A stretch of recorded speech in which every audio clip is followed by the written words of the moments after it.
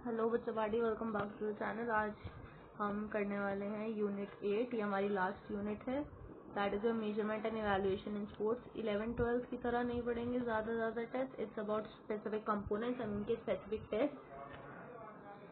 तो मतलब थियोरेटिकल और प्रैक्टिकल दोनों पार्ट हैं इसमें। और मतलब प्लेयर्स की परफॉर्मेंस को हम कैसे मेजर और इवैल्यूएट कर सकते हैं इस यूनिट में। मतलब बेसिकली डिफरेंट फिटनेस कंपोनेंट्स हैं, जैसे तुम्हारा पावर, स्पीड, एजिलिटी और बैलेंस। तो उनको टेस्ट करना भी सिखाया जाता है एंड और बाकी कोचेज और टीचर्स के लिए हेल्पफुल होता है। बस इतना ही है। थोड़ा और इंट्रो दूँ अब इनसाइड का। तो मेजरमेंट और इवैल्यूएशन का रोल होता क्या है। तो फिजिकल एजुकेशन में सिर्फ प्रैक्टिस ही इंपॉर्टेंट नहीं होती है, तुम्हारा परफॉर्मेंस को मेजर करना भी इम्पोर्टेंट होता है। मेजरमेंट से हम एग्जैक्ट डाटा मिलता है, जैसे टाइम, डिस्टेंस, स्कोर। इवैल्यूएशन का मतलब होता है जैसे डाटा को समझना और जज करना। तो ये दोनों मिलकर हम ये बता सकते हैं कि प्लेयर कितना फिट है या प्लेयर का क्या चीज़ स्ट्रांग है, क्या चीज़ वीक है।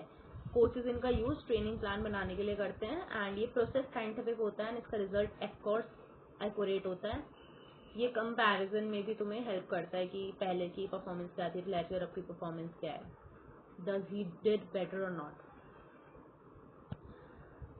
And I tell you one more thing, इसको जो मेरे स्लाइड्स हैं एज अ नोट्स समझ के पढ़ो, ठीक है जी। नोट्स के हिसाब से पॉइंटर्स वगैरह डाले हुए हैं मैंने।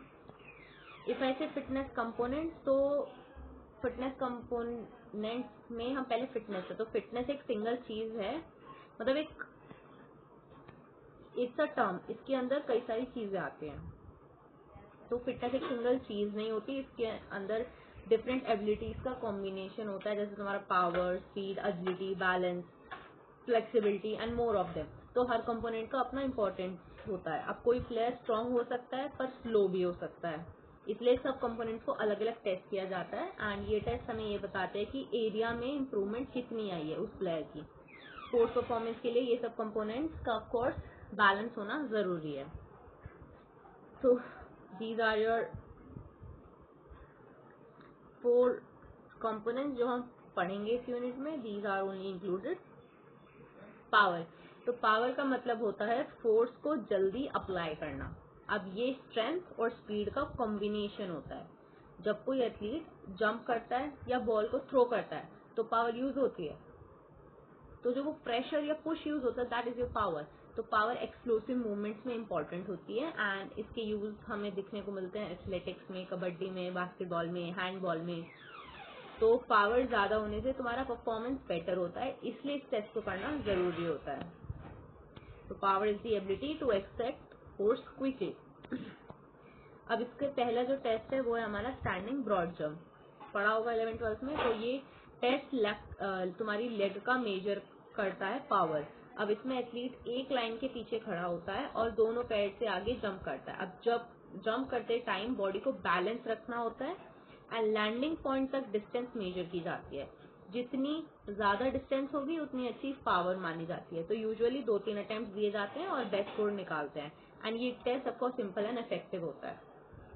This is how it is perform, start and and point and ये मेजरिंग 11 से पढ़ा होगा वैसा नहीं। सेकेंड जो पावर के लिए टेस्ट है दैट इज योर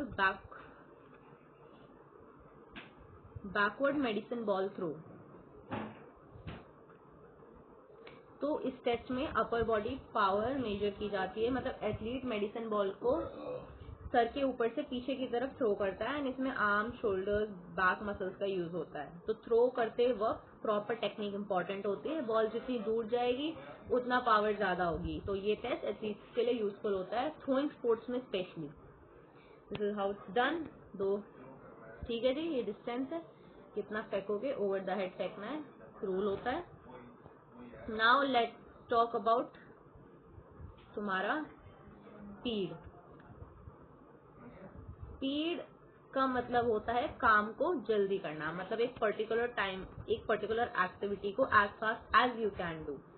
तो स्पोर्ट्स में फास्ट मूवमेंट बहुत इंपॉर्टेंट होता है, जैसे रनिंग हो गया, चेजिंग हो गया, एस्केपिंग हो गया। तो स्पीड से प्लेयर को एडवांटेज मिलता है। ये मसल रिएक्शन और कोऑर्डिनेशन पर भी डिपेंड करता है एंड ऑफ कोर्स स्पीड हर स्पोर्ट्स में यूजफुल होती है। तो speed is the ability to perform movement quickly as fast as possible in less time. Speed का पहला टेस्ट है जो हमारे स्पीड का test we are performing is, give me a bit,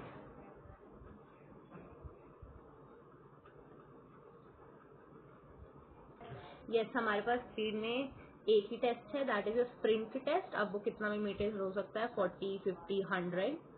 तो जी स्प्रिंट टेस्ट में एथलीट को शॉर्ट डिस्टेंस मैक्सिमम स्पीड से रन करना होता है, जैसे तुम्हारा 40 या 50 मीटर स्प्रिंट। अब टाइम स्टॉप वॉच से मेजर किया जाता है, जितना कम टाइम उतनी अच्छी स्पीड। तो इस टेस्ट से एथलीट का एक्सेलरेशन और टॉप स्पीड दोनों चेक होती है, एंड प्रॉपर वार्म अप जरूरी होता है इंजरी से बचने के लिए इसमें, बिकॉज हैमस्ट्रिंग पुल, काफ पुल सबसे ज्यादा इसमें होता है, because you start and and. तो इसलिए दिस इज द टेस्ट। अब एजिलिटी की बात करते हैं। तो एजिलिटी का मतलब होता है,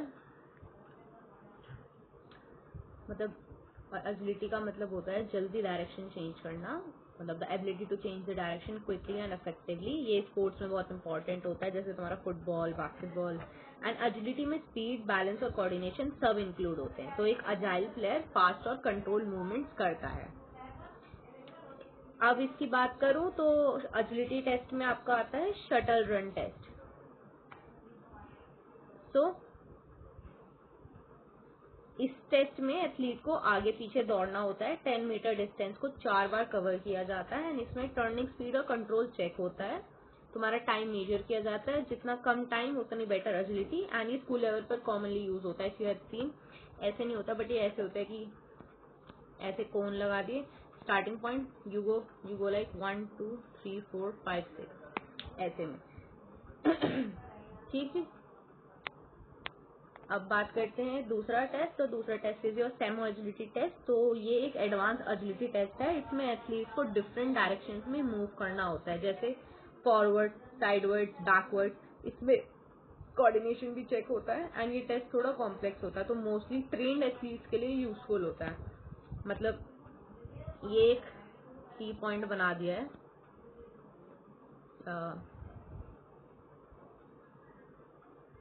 ठीक है, एथलीट यहाँ से स्टार्ट कर रहा है। ठीक है, मान लो एथलीट यहाँ से start, I just change out the colour. Athlete यहाँ से शुरू कर रहा है, यहाँ से स्ट्रेट रनिंग हुई, then side run, then side run वापसी पॉइंट पे, यहाँ पे बैक रन, फिर यहाँ से बैक रन करके वापसी आया, देन यहाँ पे स्प्रिंट मारी।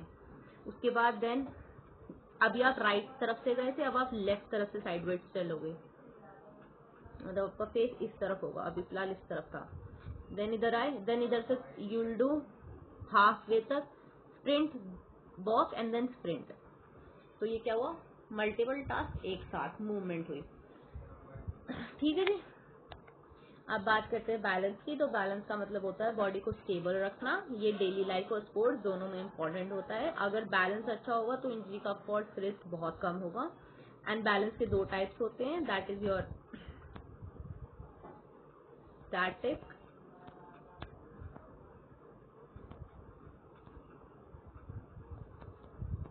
And your dynamic. इसके दो टाइप्स होते हैं।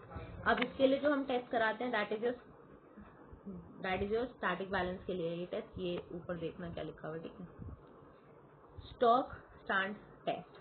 तो ये स्टैटिक बैलेंस टेस्ट है। इसमें एथलीट एक पैर पर खड़ा होता है, दूसरा पैर नी पर रखा जाता है, एंड हैंड्स हिप पर होते हैं। तो टाइम मेजर किया जाता है कि जब तक बैलेंस मेंटेन होता है, जितना टाइम ज्यादा तो उतना बेटर परफॉर्मेंस। ठीक है जी। नाउ डायनेमिक के लिए क्या होता है, तो डायनेमिक के लिए we have modified back test. तो ये डायनेमिक बैलेंस टेस्ट होता है। इसमें एथलीट्स को मार्क्स पर जंप करना होता है, हर जंप के बाद बैलेंस मेंटेन करना होता है, एंड पॉइंट्स दिए जाते हैं परफॉर्मेंस के बेसिस पे। एंड ये टेस्ट मूवमेंट के टाइम बैलेंस को चेक करता है, because every time you jump, every time other leg is use. अब इफ यू सी, जैसे एथलीट ने यहाँ से स्टार्ट करा, यहाँ से ये जंप लेगा लेफ्ट वाले पैर पे, स्टेबल करेगा बॉडी को, देन इधर से जंप लेगा इधर राइट वाले पैर से।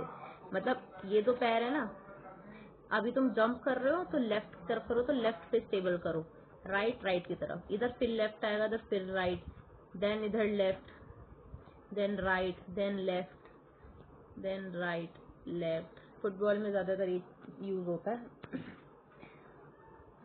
तो जी कंफ्यूजन, ऑफकोर्स आई नो छोटी यूनिट है बिकॉज इसमें इतना कुछ आएगा नहीं, यही मेन कंपोनेंट्स थे और यही कुछ टेस्ट थे। कंफ्यूजन यही है कि इस यूनिट में हम ये देखते हैं कि अलग अलग टेस्ट से फिटनेस कंपोनेंट मेजर कैसे किए जाते हैं। तो ये टेस्ट परफॉर्मेंस इंप्रूव करने में भी हेल्प करती है, कोचेज इनका यूज ट्रेनिंग प्लान बनाने के लिए भी करते हैं, एंड साइंटिफिक अप्रोच भी सिखाता है, एंड ऑफकोर्स रेगुलर टेस्टिंग करने से आपको अपनी प्रोग्रेस का ट्रैक रहता है, और ये एथलीट्स और स्टूडेंट दोनों पे इम्पोर्टेंट होता है। इसमें इतना ही है, ये मत सोचना बड़ी छोटी यूनिट है, ऐसा कुछ नहीं है, यूनिट इतनी ही है, इतना ज़्यादा इसमें कुछ हाइप वाली चीज़ नहीं है। एंड पीपीटी ड्राइव के फोल्डर में अपलोड होती हैं। I have shared the drive link on the post as well. I also make a short for that if you want. Link को क्लिक करो, ड्राइव ओपन हो जाएगी, इन सारी पीपीटीज उधर रखी हुई हैं। ठीक है जी, तो यार that was all about it. Follow, share, subscribe and comment. And हमारे अब यूनिट कंप्लीट हो चुके हैं, we are left with unit 5। तो यूनिट 5 भी आज शाम तक होपफुली आ जाएगा, या बैक ऑन आई अपलोड। वो थोड़ा इम्पोर्टेंट था और थोड़ा ज़्यादा बड़ा था, इस वजह से I left that and the end. तो हमारी यूनिट्स खत्म हो चुके हैं, अब हम 11 और 12 का रिवीजन मारेंगे, then we will do PYQ and थोड़ा एक्स्ट्रा टिप्स भी बाद में देंगे, एंड या we are done for our CUT UG exam. चलो जी, see you in the next video.